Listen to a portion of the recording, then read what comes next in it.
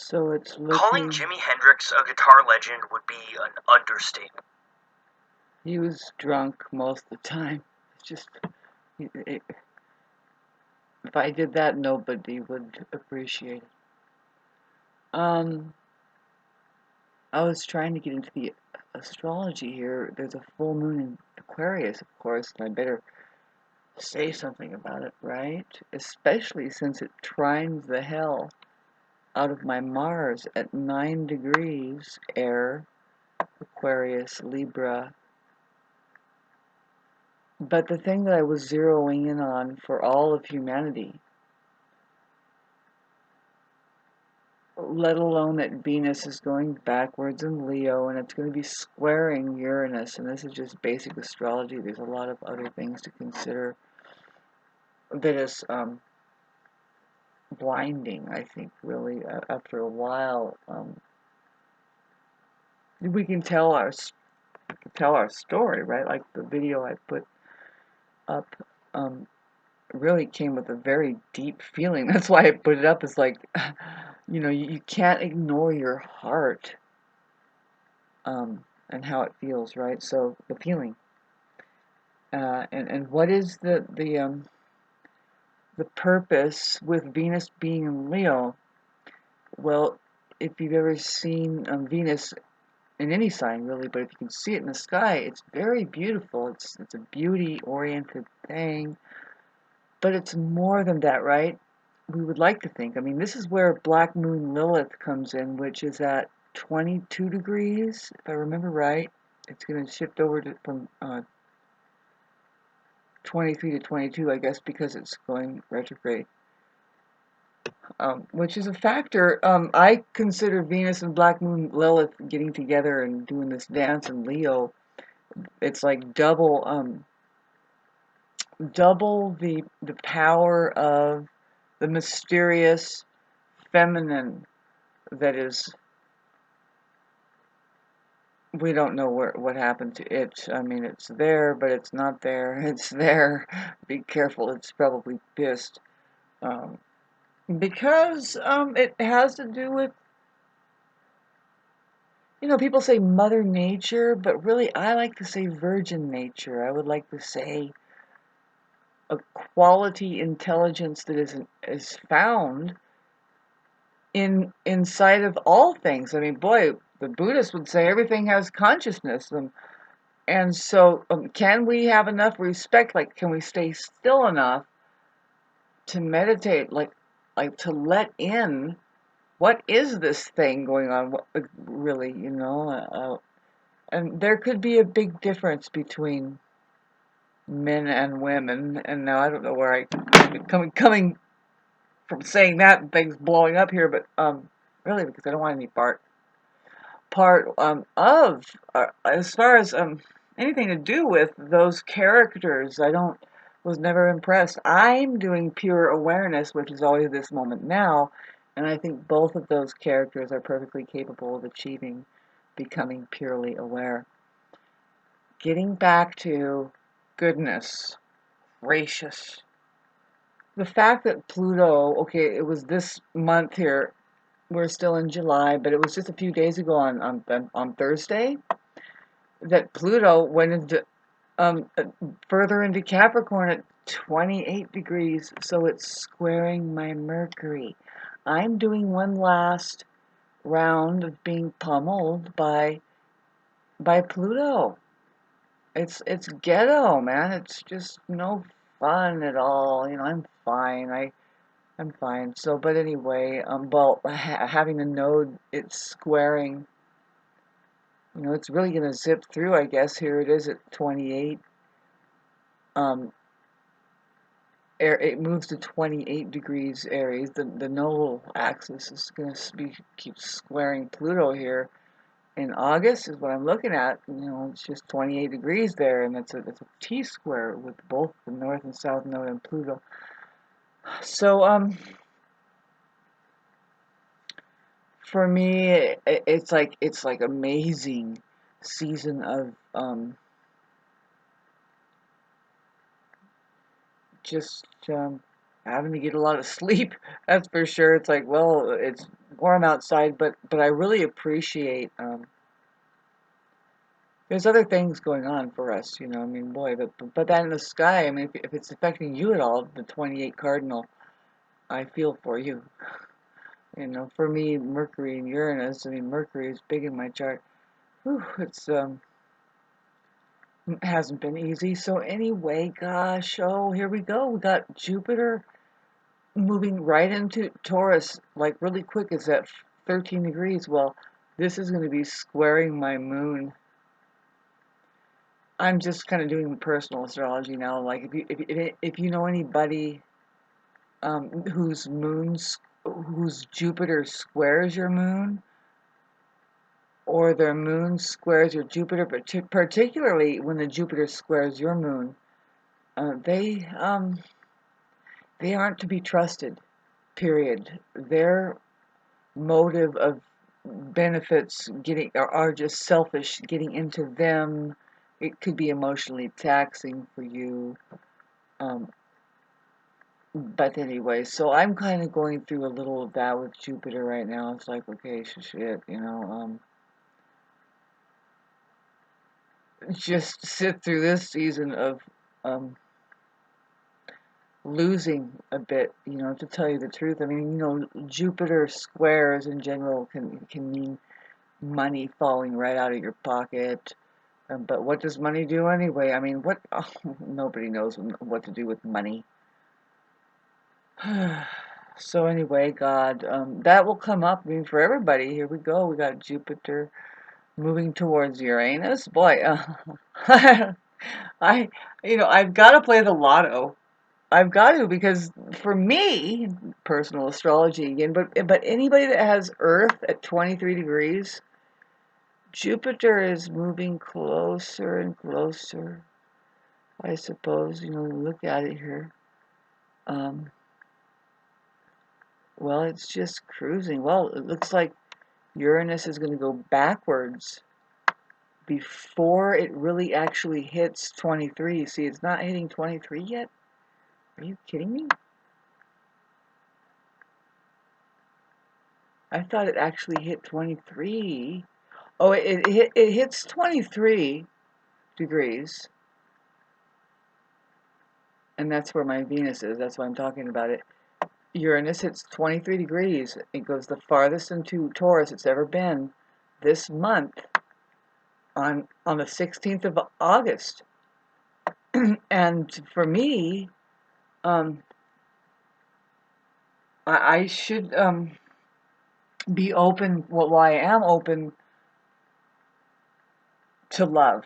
You know, I'm really thinking about the partner thing and now the window is open for me for the first time in a long time.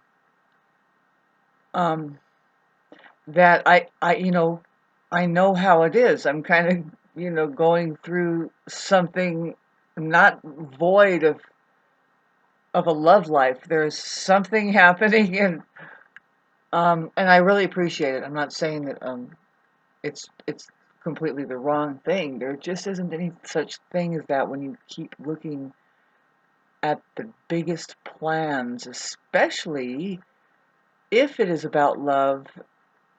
We're all learning something there. Okay, so I'm not shying away from the heart matters, and so really there's only just like one way to go, and that is love. Love is going to take you through the only passage that is is is the only possibility there to make it to the other, break on through to the other side, the next level. See, evolution, right? It has the word love in it going backwards, but um, that's coming up a lot for us, you guys, with Venus in Leo going backwards, and so. But I just wanted to talk about these outer planets. Okay, the thing that really sticks out for me is the fact that Neptune is going retrograde now. And for everybody who lives in a gaslit reality, I mean like to the bone. Now we're talking about the narcissists, the ones that are living kind of hiding from themselves, right? Their issues, and especially in love, right? Relationships, the gaslighting, but the poor things, right? It could be a number of, like, there's real life neurological damage and issues that could be there where these poor little things will never grow up out of being emotionally like, just at the age 6 or 5 or something, but even worse than that, like, how they play games and stuff. I mean, with money and serious issues that we're supposed to have a common etiquette about, and they just don't get it. You get the feeling that there are people out there that just don't know that there is a universal law and order that kind of goes like 1, 2, 3, ABC, kind of a thing like that. Everybody knows that.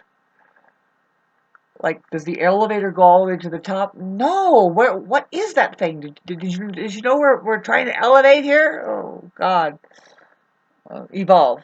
But anyway, getting back to Neptune, how it's been going retrograde, and during this time for everybody. See, because we have Mars going to start opposing Neptune and in Virgo, and so will the Sun, and then Mercury is definitely doing this thing, calling attention to our bodies for sure. Just alone the Virgo and that. But see, now we've got the opposition to Neptune, which is going backwards. The backwards flowing Neptune is doing the opposite of what Neptune usually does, which Neptune is just highly deceptive. It's just you cannot pinpoint what exactly is going on. That's just its nature. But now that it's going retrograde, it's kind of like stepping away from the curtain and saying, well, you see the truth now, right? You see? So people who live kind of unable to see the truth, or that they're always gaslighting, they're getting the complications right now, because the clarity that is happening, if not with them, of course, they're supposed to be the only one that knows that they're gaslighting everything, but no, everybody around them are getting their moments of clarity too, because it's for everybody. And so, yeah, no, that's important. And the Saturn going retrograde, is going to be a lot of retrograde planets. Eventually, everything is going to be retrograde here. Jupiter, I think, is going to start doing that, but Uranus will start doing it. And it's kind of like just the Twilight Zone, kind of a flashback. For the Aries, somebody like me, and when I say that, I am humanity, babes. I'm talking about our physical presence on this planet. you know, um, the Aries holographic field is um, getting slammed. I mean, just to say it like that. But it's not always a bad thing. Aries is like I said, it's the I am, the first realization of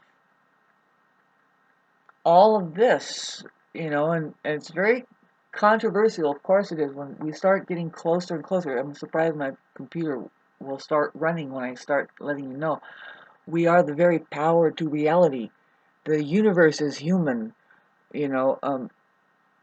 We are everywhere, and highly programmable, right? But um, the technology that we are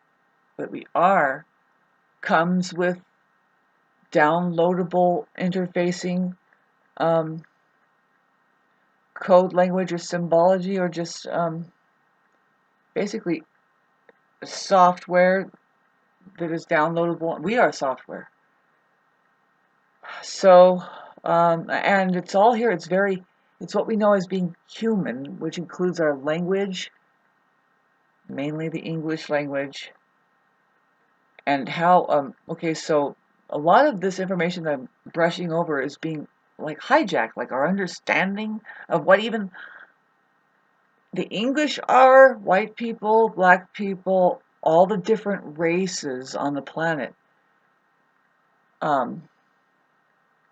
So that is so far off in the left field. Like, well, what we should know scientifically. Just if we really want to know our lineage, which is coming from outer, it's intergalactic, and it's just obvious. Like, look at the Oriental people. They're so different. I mean, they're so different than us. We could say they all look the same. That's a terrible thing to say, because but we're all from some other place, and we're all gathered here on the planet, obviously doing something. Of what? Well, I say, as an ambassador from the Pleiades, it's to maintain the fucking planet, all of its properties here that we live and need. Thanks for listening. We're still doing Taurus here, and Jupiter trining or conjuncting. Whenever that happens, it's going to happen eventually. We're going to have beautiful trines with the Mercury going into Taurus. The main thing, with the Taurus vibration, always with the Jupiter expanding this vibration, is it says stop, slow down. If not stop, halt. Essential movement, essential work only. Do things that are full of action but not activity. Those are two diametrically opposite things. One of is conserving energy until the right moment to act, and the other one is just expending energy because they don't know how to act.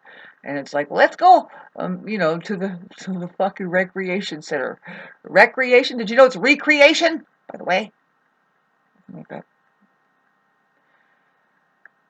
See, I was really enjoying the energies compared to last year, or any time, really. I mean, having kind of gone through the dark night of the soul, any Aries and Libra and Cancer and Capricorn would nod their head and say yes. And yeah, we've been through this major, amazing ride into the depths of hell and back again several times, it seems like, and not quite very over yet, and I'm not excluding all of humanity. Aries is here trying to get on their feet, saying, well, I need to take a rest. Because Pluto, the way it's right there on squaring the very end degrees of the cardinal, which includes Cancer in degrees, Libra, heavy. Has to do with, because it's Capricorn, we're looking at the boss man that wants control in our lives. There's an oppressor, especially now with Venus being so animated in Leo. It's like this spotlight now. Watch the women make a video about not putting fences up and keeping their wilderness alive.